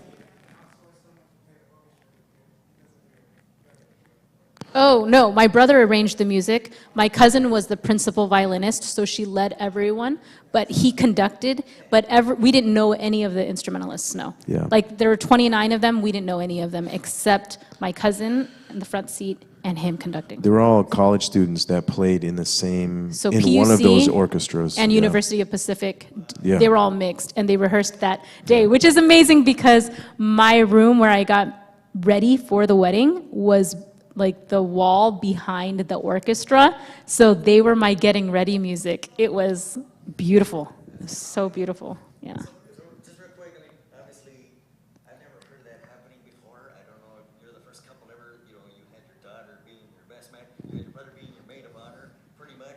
Yeah. So you didn't feel like you had a guy friend that you wanted to be your best friend? No. Oh, he had a lot of good friends there, Yeah. and in fact, his friends were the ones that gave the toast, for example. Yeah, I didn't have my daughter do the toast, but I had, you know, one of my best friends from in life, but in college, he's the one that did the best man speech, and then, you know, I used that as an excuse to get her in the wedding, to get her to come. And She then, wanted to be in the wedding and from the then very yeah, beginning. she wanted to be a part of it, but I didn't want her to be the flower girl because she was 12, and I didn't want an entourage. You know, we got married in a ballroom, so it was a little bit smaller. Yeah. The acoustics were good, but the stage wasn't as big. But we didn't want it to be this huge, extravagant thing. We wanted it to just be very simple, 75 guests, very simple, who's closest Yeah. to him, who's closest to me, and leave it at that, versus, you know, yeah. a lot of, you know, stuff. Yeah. You would rather have your brother next to you as your maid of honor? I had 4 of my best girls there at the place, but they And they helped were- me get ready, and they helped me backstage when I was going to come and walk, but I wanted my brother standing there next to me. Really, in the end, I wanted him to be my brother only. Yeah, and then I think part of the reason for that too was because he was already conducting in And the that too, beginning of it the helped. like the music that he had created and composed was he had to be right at the front. So it's just like, you know, here, and then he'd take a couple steps back, and he was already in position. But the girl, the violinist, my cousin, the principal violinist, whenever I needed something to be done, like how there's a maid of honor that does the dress, fixes the dress, she would do that for me. My brother wouldn't do that. She would come up, she'd fix my dress, things like that. So that's our wedding day. Now that we've gotten to the wedding day, yeah. I was 28. He's 27 when I got married, yeah. Anything after that? I don't think. I was 34. Okay. Yeah, I yeah. was 34, Yeah, he was. turning 35. She was turning 29 that year. Yeah, yeah. Yeah. So now we will take questions. We have time to take questions. I think we have 10 minutes to take questions. Yeah, 10 minutes. If you have any questions regarding our story or things that, Something about yeah, that anything. happened. Yeah. Yes, so I have a question that, okay, but now obviously she took a while to finally come around. Yeah. Mostly for you, I think, than me.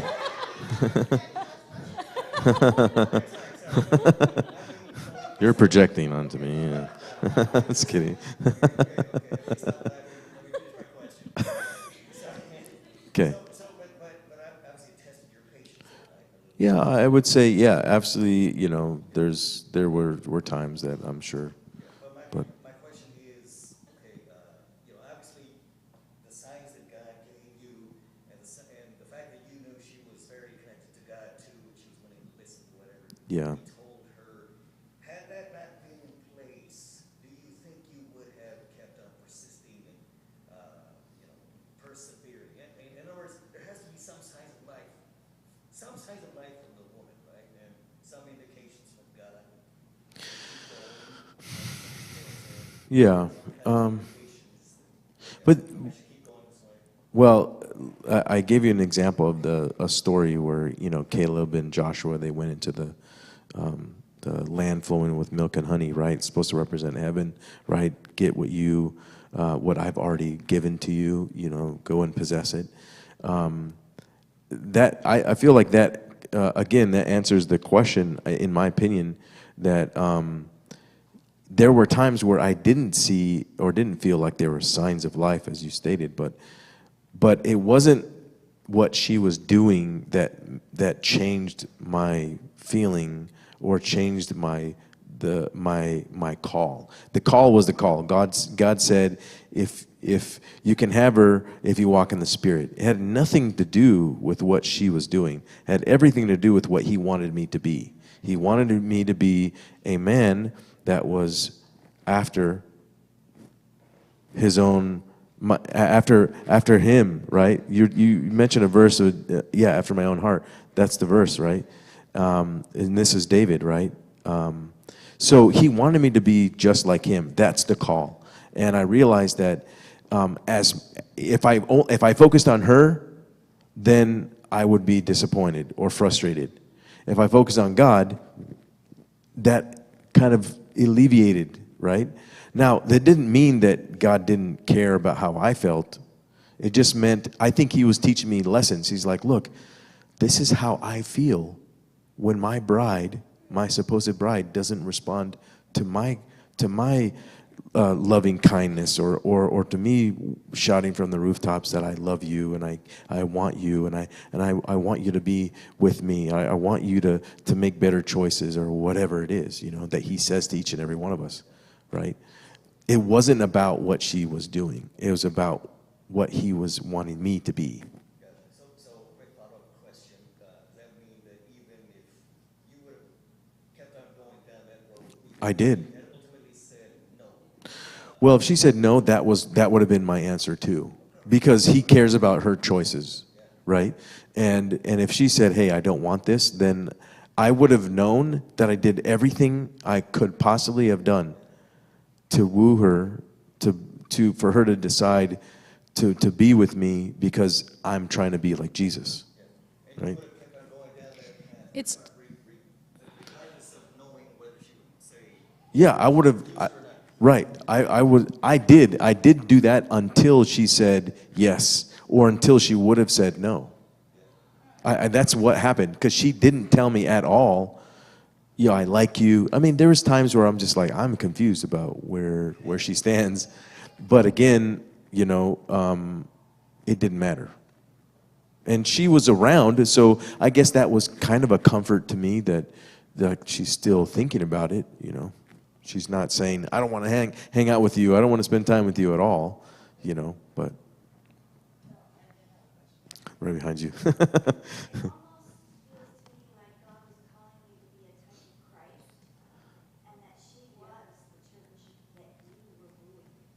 Yeah, I absolutely think that. I think He does that with all of us. Not just in our relationships. He's calling all of us to be a version of Himself. He wants us to be like Him, right? Again, another awesome quote from this, from Pastor, from Ellen White too, about, God. There's a want for men, those types of men, but I think there's a want for women too. He needs women to be the same type of like fortitude of like, I'm going to be like Jesus. I'm over here, baby.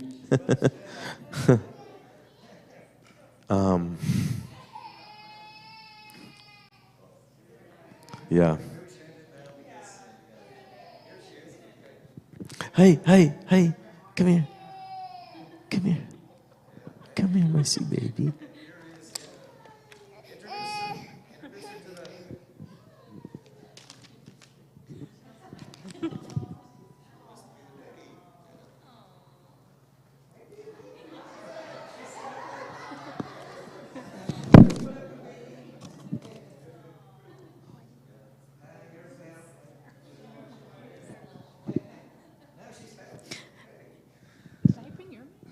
No, I give you just now. Hi. Yeah, she can. I do want to say this before I forget. The safe that he gave to me, I still use it, but now I put all of his letters and everything everything that's small that he's given me, I put that in there. Yeah. So she doesn't know this, but there are I have a list. Well, she does know some. There are some that I have not rewritten in the book. There's a book that that I gave her that has 2 or 3 letters in it, like 2 or 3 chapters in it. Sorry. And then there are other letters that I have not put in the book itself. So yes, there are a handful of letters of certain events and so forth that I still haven't put in. I think it was 2 Easters ago. He bought Easter eggs, and he put notes in them, and he hid them all over the house. And this was before her. So I actually went on an Easter egg hunt at home looking for all of these little notes. Yeah. So yes, he does, but in different ways. In different ways. Yeah. Yeah. He did say, as long as I'm in the Spirit, I'll be writing letters. That's what he said. Yeah. Yeah. And that's just to speak to that.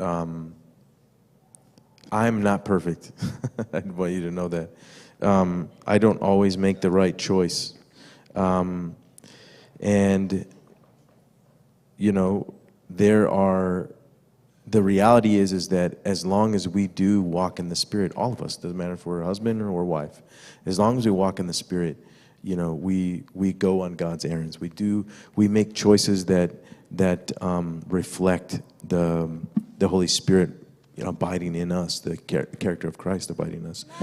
And when we don't, the people around us, they can see the difference. My dad told me one time, he said, you know, your mom, my mom, he's like, your mom can tell when I don't read the Bible. And that's true. If we spend enough time with God, and people around us can see God in us, and then there's times where we don't spend enough time with Him, and the challenges of this life, the trials of this life, it reveals what's in our heart in that particular moment or that day, which sometimes is ugly. They'll be able to tell the difference because they've seen they've seen the Spirit, you know, the spiritual man, you know, having its way in our hearts. So that for me to say that's just like, I have to recognize that I don't always do that. I don't always walk in the Spirit, but I need to. It's not a one and done thing. Every day I have to choose, God, help me to be like you today, right?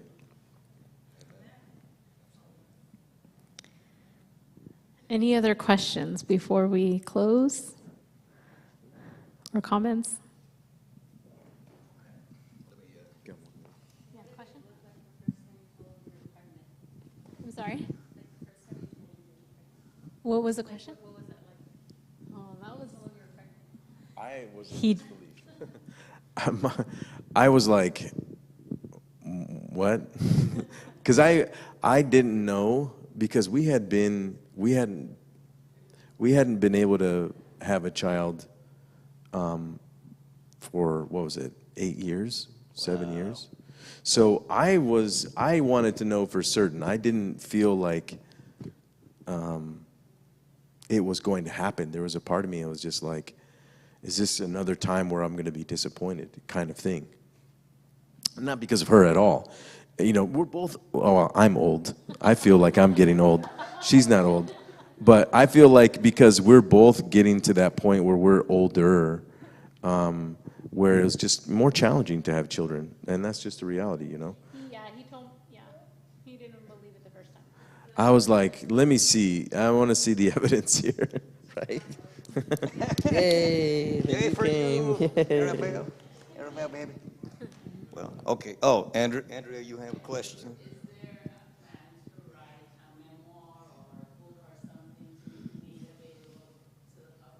That's a good question. Yes. I have been trying to write a draft, but yes, You want to there is a plan to write a book about it because we Not- keep not- being not yet. told you need to write a book, you need to write a book. We have been told by someone, and I don't know if I can say this. Is this okay that I say this? Okay. There is someone that we have met. So we told our story to different groups of people, and one of them happened to be 2 years ago, we were in Mexico at someone else's wedding, and someone asked how we met, and we spent all day sharing this story, and it was fun because it was a group of people from 7 different countries interjecting their thoughts like, oh, you did this must have been this, or it's amazing that God did this. They're all believers. And so we're sharing this story, and one of them happens to work in London. He works with a lot of plays and scripts, and he said that this story needs to be told. He was saying, and he wants, he wanted to work with us at some point, but I don't know. Yeah, I don't really know if that's going to happen. I don't really know what God's plan is, but I do believe that God did give us an amazing story, and it's something that we can help. We can help people with, I think sharing how we can love like him is a good thing. I think that people can learn different things from this kind of a story. And that's why I thought, you know what, I need to write a book because I don't want us to forget, but I also do want to help other people who can't spend the time to listen to us or can't meet us here, things like that. You're so beautiful. You're so beautiful. You're so beautiful, Mijita. Thank you for the encouragement. Yeah, pray for me as I try to put it together. Yeah, because it's different views, at different times, and I think that it's a different way of have to use writing. this. So we'll see. I can't give it to Do you you. have a question?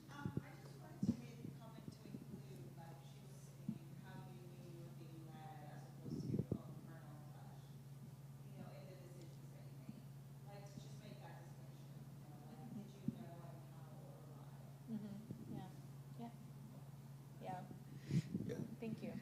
Thank you. I could say I think one thing you guys should do for sure is, since you and your brother-in-law are doing a podcast, you should make one episode or a few episodes you guys telling your story, man, and then put it on YouTube, put it all over social media, whatnot. Well, the beautiful thing is this is on YouTube now, right? That's true. That's true. But if you do it on your podcast, maybe you can do like the long version, where you're not rushed or whatever. But yeah, exactly. But anyway, how fantastic is their story, guys? I mean, it's like, amen. And thank God we were able to hear the whole thing all the way to the grand finale right there, their wedding. That's beautiful stuff. No part four. The talent doesn't want a part 4, so we can't do a part 4. Yeah. No, And it's not that we don't want a part 4. Yeah, we want to. yeah. But so you stop it. Yeah. But anyway, thank you so much, Michael and Kristine. It was just, I loved it. I hope the rest of y'all loved it as much as I did. It was just fantastic. I mean, like I said, the things that happen in your story is like unlike anything else I've ever heard. And there might be other, fantastic, miraculous love stories like theirs, but I just haven't heard them. I haven't heard them. They're the only ones that I've heard such a miraculous love story with so many powerful signs from God putting them together. And thank God they're our very own. They're part of our home church. Amen. And so. Can I say, and not to thank you, but I've actually said what you just said, like, hey, I've never been a part of something so amazing. But the more I look at Scripture, the Bible is evidence of the greatest love story between Christ and His church. And you see the end and how they finally come around, or at least those that desire, to be in His presence, they finally do come around. And there's many more miracles that happen between now in the end of time until Jesus comes back, there's so many things that happen. And I started saying to Kristine, I was like, you know, outside of Christ and the church, or his bride, I want to feel like this is the greatest love story outside of that one, because that's the best. Yeah. That's the reason why we even have what we have. It's because I looked at that, she looked at that, and said, "Hey, we want to emulate that kind of, you know, love and relationship." But Amen. And now you have a miracle baby too, miracle daughter she's so special, she's so friendly, so loving and sweet. It's like, wow, that's just the cherry on the cake, or icing on the cake, or she's the cherry on top, you know. So again, thank you so much, guys. Thank you. know, Thank you, guys. And yeah. Let's just close it out, you know, have a closing prayer, you know. I'll have the closing prayer here. Father in heaven, thank you so much for the 3 testimonies out of the 3 sessions with Michael and Kristine, and you know, all 3 parts of Love Awakens Love. It's fantastic, Lord, to see how you move, and that you care about the littlest things, you know, that make us happy. And may we all learn to trust you the way that they did, and may we all be led the way that you led them, Lord, miraculously. And I pray that you will all help us find true love, not just in the romantic sense, but in you, Lord, and let us be fulfilled in you the way that they found fulfillment in you before they found each other. And may we all have that close, powerful connection to you, which is the greatest thing that you could ever give us. And we thank